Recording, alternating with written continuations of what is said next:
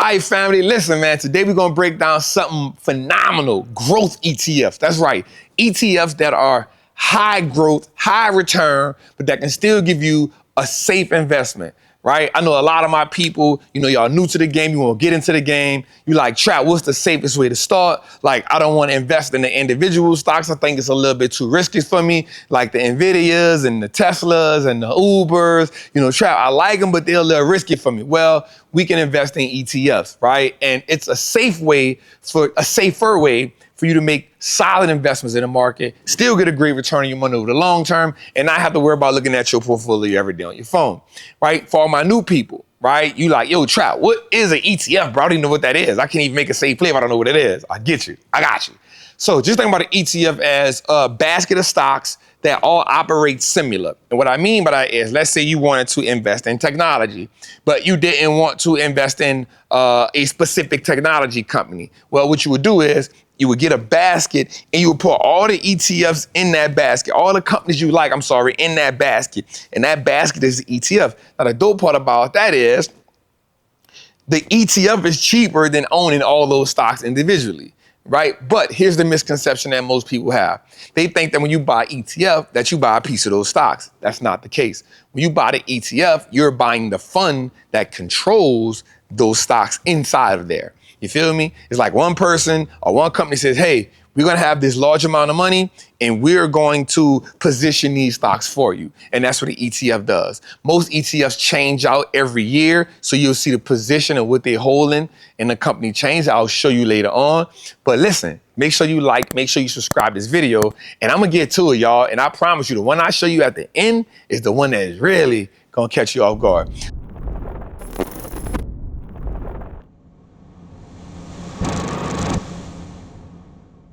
Let's get into it, man. So today we're going to get into some growth ETFs, y'all, right? Our first one on the bat is called the actual moat ETF. This is designed by VanEck Morningstar. It's a wide moat ETF. Now, if you don't know, VanEck is one of the companies that produces ETFs, that makes ETFs, that builds ETFs, that builds these funds, right?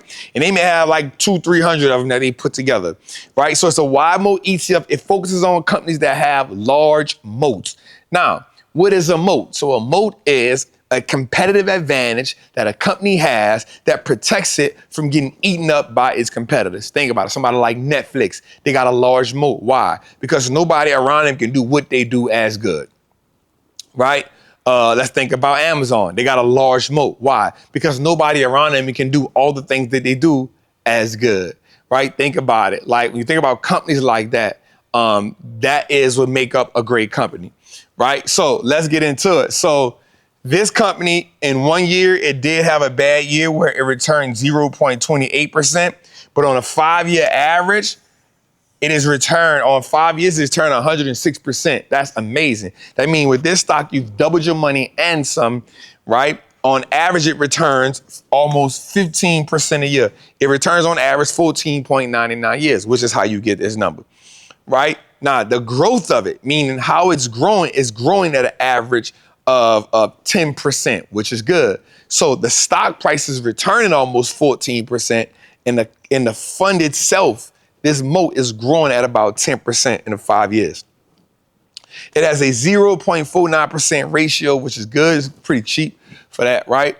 Here's the thing, how it's broken down. So it's always broken down into 10 sectors, right? But I put the top 4: healthcare at 25%, technology at 22%, industrials at 15%, and consumer defensive at 14%. So what that means, if you had 100% of the ETF, so it's broken down into all sectors, 25% of it, which is the majority, is in healthcare, 22% of it is number 2 is in technology, 15% is in industrials, and 14.16% is in consumer defense. So let's break it down. So Zimmer is the top holding at 2.85%.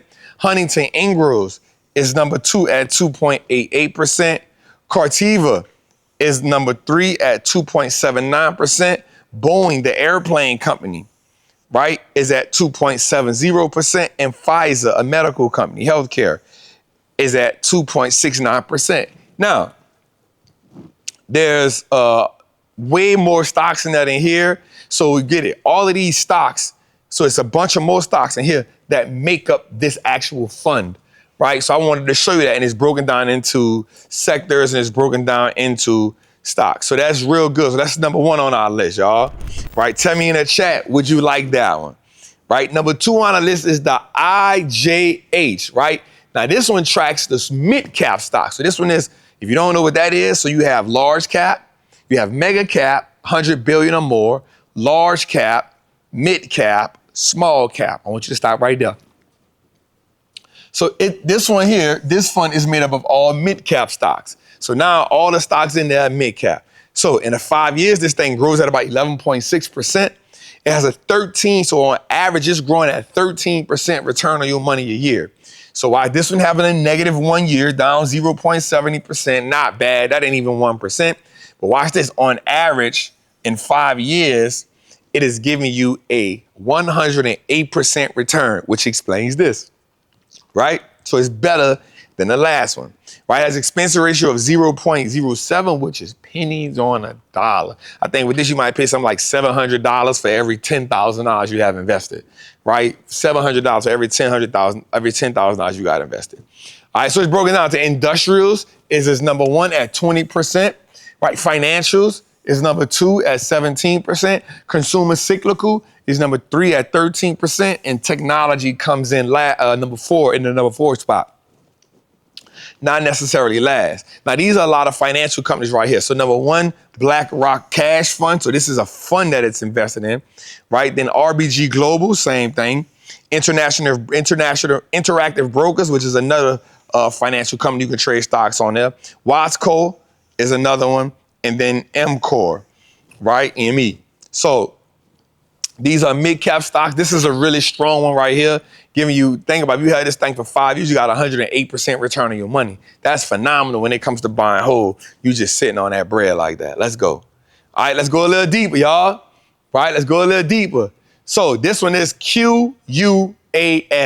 QUAL, right? This is the VanEck. This is the international ETF. So this one is investing in internationally made companies. So this tracks large and mid cap US stocks with high return on investment and earnings growth. And it has some internationals up in there, right? So got this 5-year growth. This one is growing at 13.5%. This fund itself is growing at 13.5%.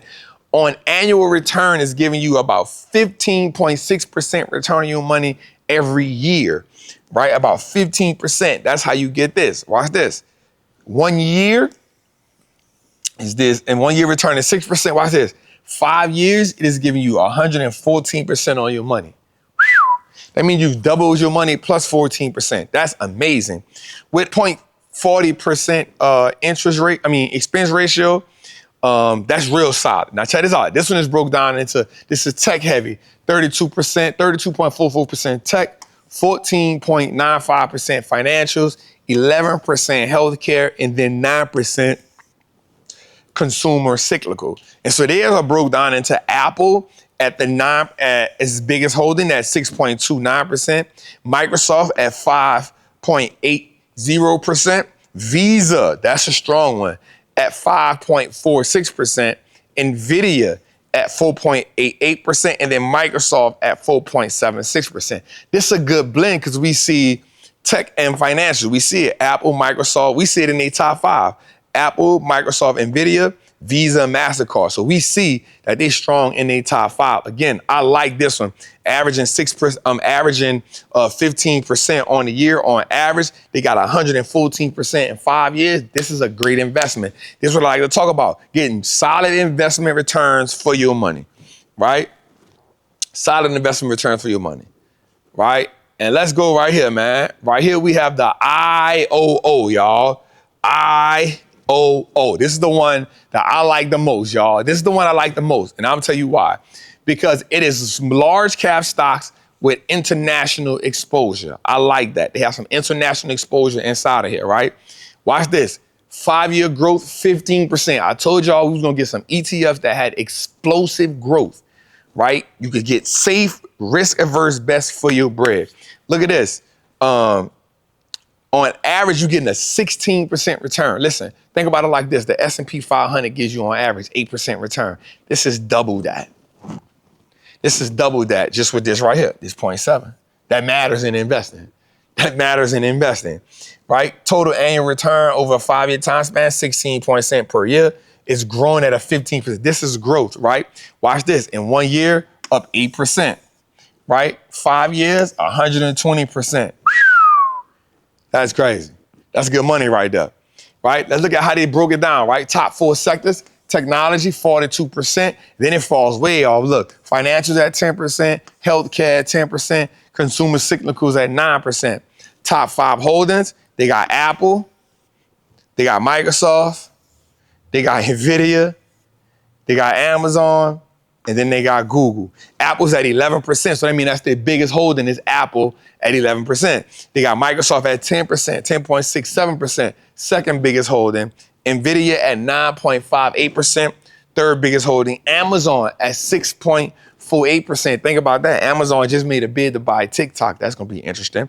And then Google at 3.21%. So here's their top 5 holdings. Now, here's the dope part I'll talk about with y'all. So if these not performing, in order to keep this up and to keep that up, what they'll start doing is pivoting this. So let's say these companies not having a good year, then next year they'll move some things around. So this 11 might go to 9. And if Google having a better year, they'll move Google up. So that's what you do about these ETFs is, one of the things important is they maneuver it every year so they can position it to keep performing well, man. So IOO is our top one for today.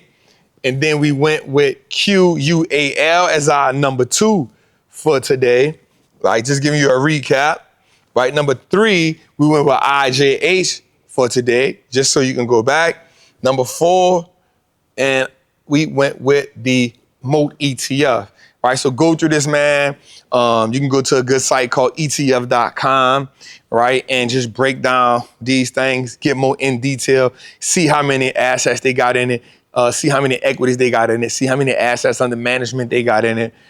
This is really, really good, man. Listen, it's your boy, the Wall Street Trapper, man. I hope you learned a lot from this right here, man. Tell us in the chat which one of these you like the best. Tell us in the chat which ETF that I didn't mention that you like. Don't come say VOOSPY, VG, VTI. We know those already, you hear me? Also, man, make sure you tune into our show each and every Tuesday, 7 p.m. Eastern on the Wall Street Looks Like Us Now Network. Make sure you get into the Patreon or Trappers Anonymous, man.